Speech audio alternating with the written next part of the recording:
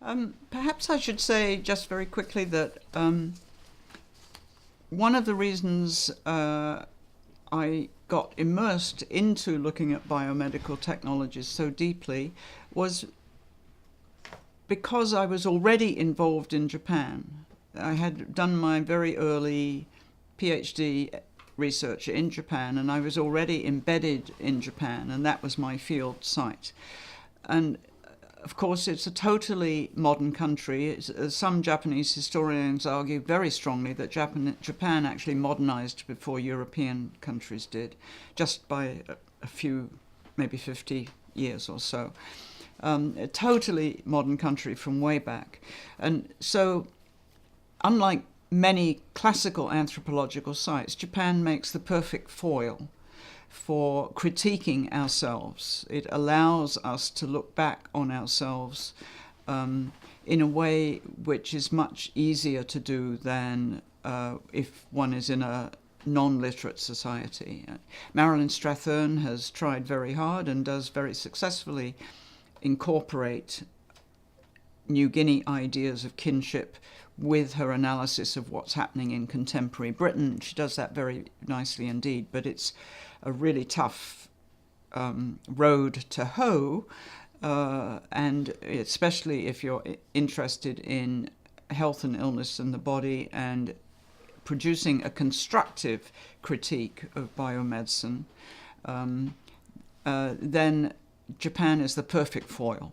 And as we've seen it with the various topics I've talked about, it comes up again and again as being a country where their way of understanding contemporary issues with all the technology on hand is very different and allows us to come back and really think about what we have done without necessarily questioning things in the same way. And the contrast is, of course, that abortion has always been available in Japan, no questions asked. And of course we have, in some parts of North America, especially south of the border, a massive problem with that. Huge contrast the other way round there.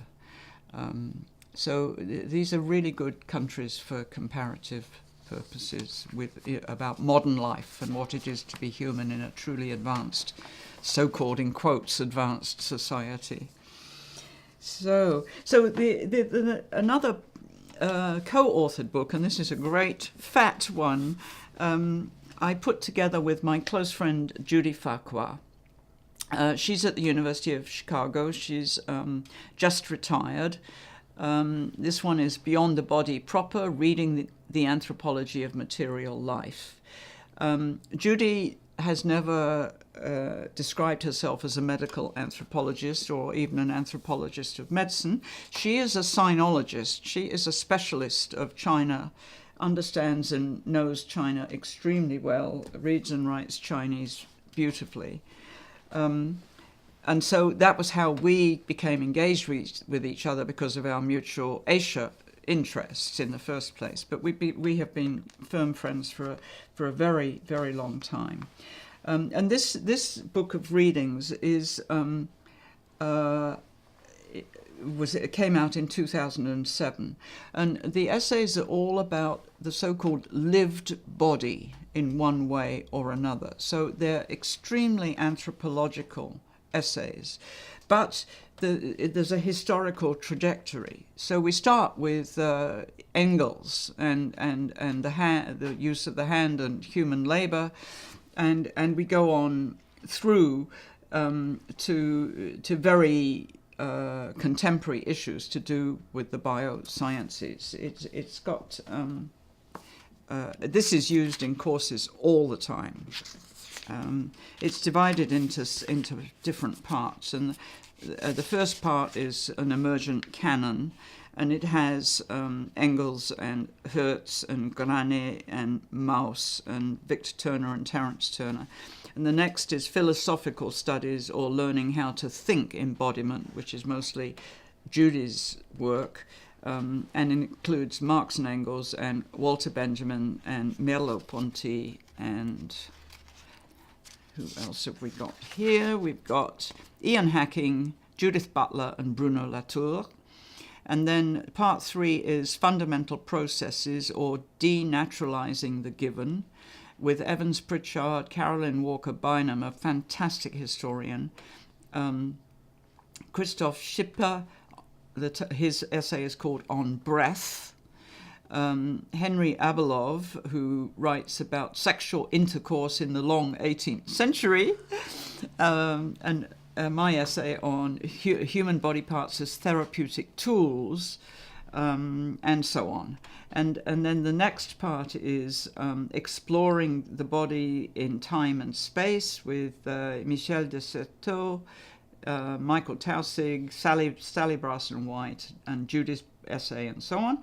And the fifth part is colonizing bodies with Janice Body and Pat Corfer, Jean Langford. And the next, part 6, is desires and identities, or negotiating sex and gender, with people like Emily Martin and Deleuze and Guattari. And then bodies at the margin, or attending to distances and attending to distress and difference, with Mariella Pandolfi and Nancy Shepherd Hughes and Arthur Kleinman and other excellent people. And then 2 more parts. It's a huge thing: capitalist production or accounting the commodification of bodily life, with E.P. Thompson, Iwa Ong, and so on. And then knowing systems or tracking the bodies of the biosciences, with Shigehisa Kuriyama, who is the most amazing Japanese historian, writes incredible comparative work on the pulse diagnosis in the Greek and Chinese tradition. He reads about 6 languages. He's just absolutely fantastic. Raina Rapp, Charis Thompson, Keith Wylow, who is a historian of genetics. So quite a tome, this book. Keeps people very occupied. I can't imagine they read the whole thing in a class. Maybe a graduate seminar has to deal with the whole thing. And then I went on and really tackled this question of Alzheimer's. I decided, having done all that stuff on genetic testing and beginning to read everywhere how important, beginning to read everywhere that we have an epidemic of Alzheimer's. And immediately you get alert and think, what is this thing called an epidemic, and is it real, and so on. And looking briefly at the numbers and realizing that these estimates are just pulled out of the clouds and don't bear any sense to reality, because apart from anything else, most people who die of something called dementia never get near a doctor. Here, America, anywhere, we're not talking about the middle of, the back of beyond. We're talking about right here. Most people never get to a doctor. And yet we have these magically firm figures that tell us exactly what's going to happen and how many people will be dying of dementia in 2025 and 2050, and we'll all be finished, and there won't be anybody left to earn any money, and all the rest of it, this sort of stuff. So I got interested in this and realized that I was in a position here to be able to enter into various research communities quite easily, obviously, especially in Canada, but also I was well known in various parts of the States and in Britain. So it was, again, a comparative study, but with 2 countries with a socialized healthcare system and America with its own bizarre form of healthcare. And so this book is called The Alzheimer Conundrum. The cover illustration is by a man who died of dementia, who was an artist, and he has left a whole set of images where you can actually track his degeneration through his paintings of himself. And I use these a lot when I'm teaching this particular material. William Utemolen is his name, and there's several incredible books about him which are worth looking at if one's interested in this subject. And the subtitle is also very important: Entanglements of Dementia and Aging. And the whole point of the reason for the title Conundrum is because the researchers have never been able to untangle what is normal, so-called in quotes, normal aging from dementia. And the big question in the minds of some people is, would we indeed, all of us, become demented if we lived long enough? And some people claim we would, that if we all live to 130, all our organs will have degenerated and we will all be, to some extent, and we would all be somewhat demented. And a lot of the specialists think that people in their 80s and 90s all borderline dementia. But there has been work that was done just as I was finishing up this book, and I got some of it in here, but there's been much more interesting work that's come out since, which is epidemiological work that has come out of Britain and Denmark and Sweden and America, which shows something extraordinarily, well, there's two things that have been shown that are extraordinarily interesting. The first thing is that now we have a lot of neuroimaging and we're able to actually look into people's brains in a way that we never could before. It became apparent very quickly that a very, very large number of people have the so-called plaques that are thought to be the pathological changes in the brain of people with dementia. They're sort of black solid lumps of clusters that they appear in the neuroimaging. The assumption is that these are, many people regard them as the cause of Alzheimer's, plaques and tangles.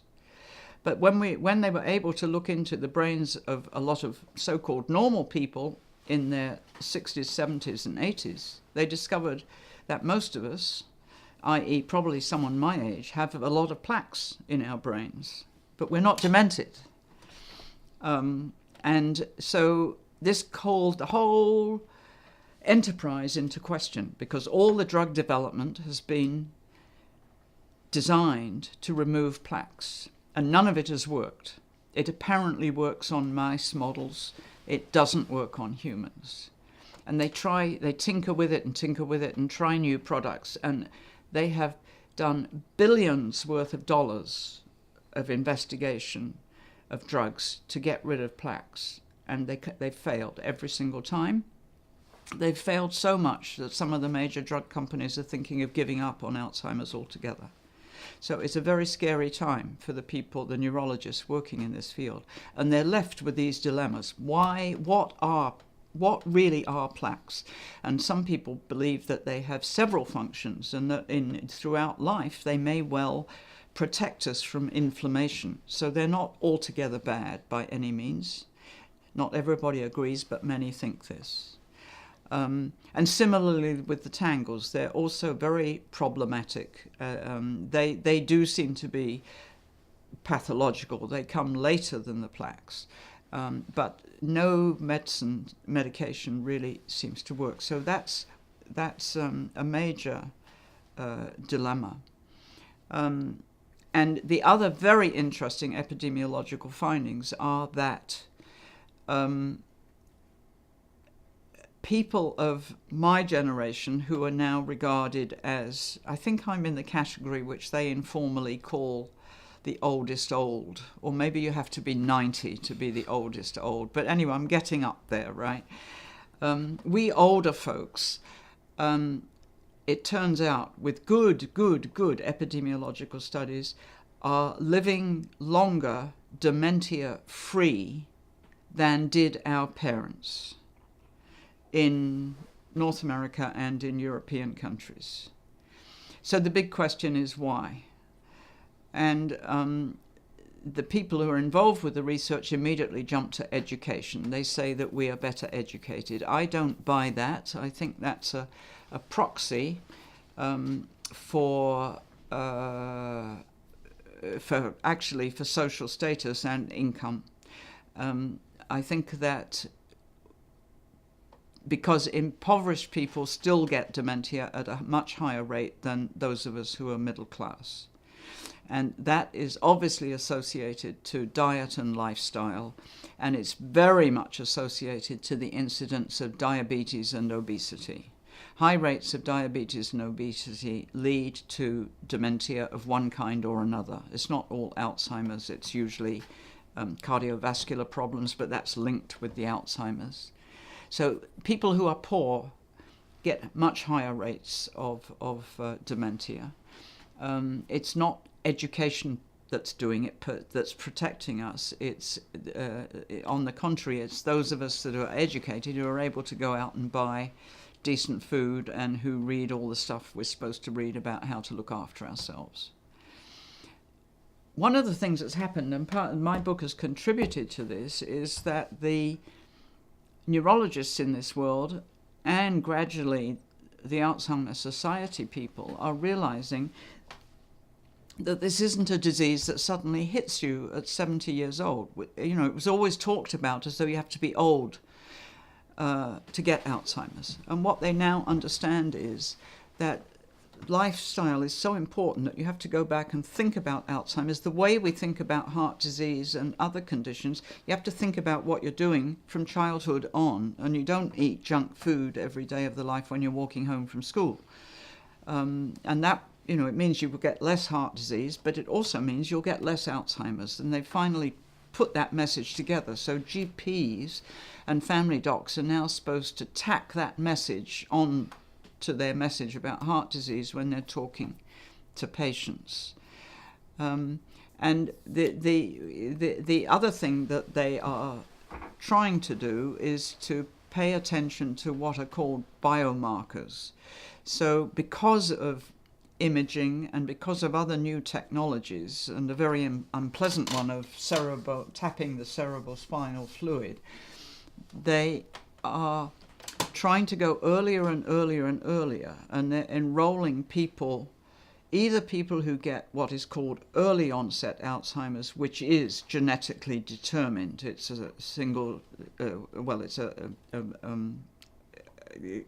basic genetic disorder, and it's rare and it runs in families. So they use these groups as experimental subjects on the assumption that early onset is the same as late onset, which it isn't.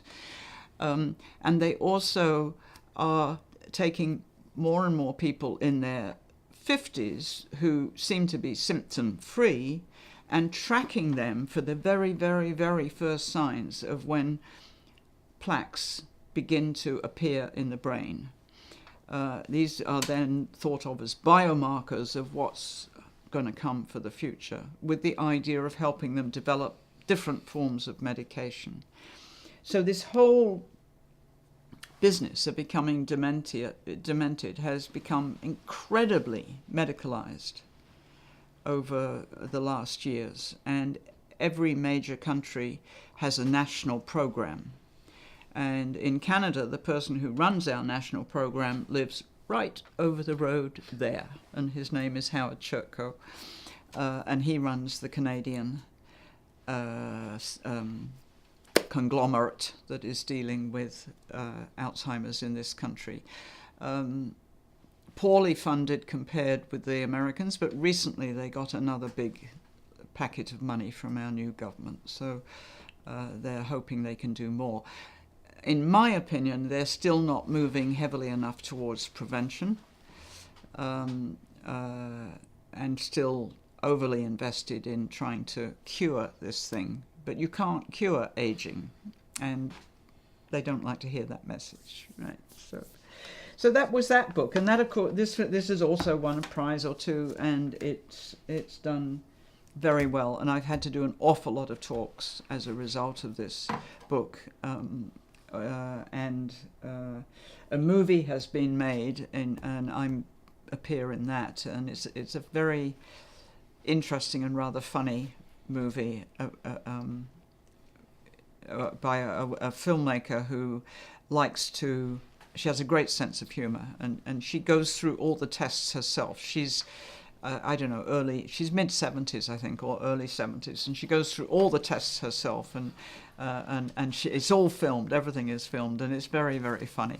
And she intersperses this with comments from the neurologists and from me, and she now calls me, I think even on camera, she calls me the high priestess of Alzheimer's.